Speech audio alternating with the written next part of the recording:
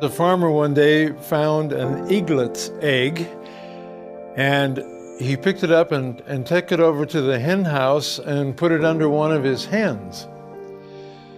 And when all the eggs were hatched, the little eagle was hatched with all the other little chickens.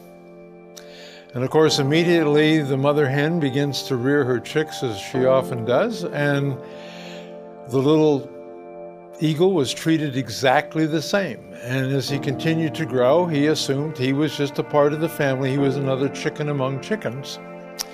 And so he began to learn the things that all little chickens learned, to go around the barnyard and peck for worms, and then when it came to flying, learned to fly maybe a few feet, first at very awkward, and then he got pretty good at flying only a few feet at a time. And this is the way he continued to live, just following the role of all the other chickens.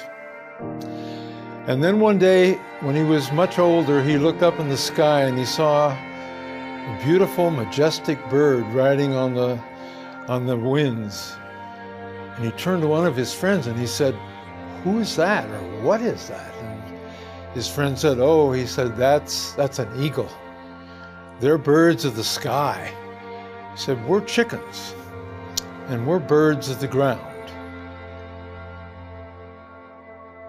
After the old eagle heard his friend tell him that that was a bird of the sky and he was a bird of the ground, there was a part of him that had been caught in that moment of seeing that bird in the sky that ignited a longing in himself to fly a few feet, to eat worms. The worms had never satisfied his hunger, and the flying never seemed to be enough.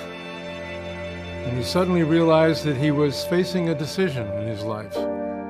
And that decision really was, do I continue to go on with life as I've always lived it, or do I do whatever it takes to fly like that bird?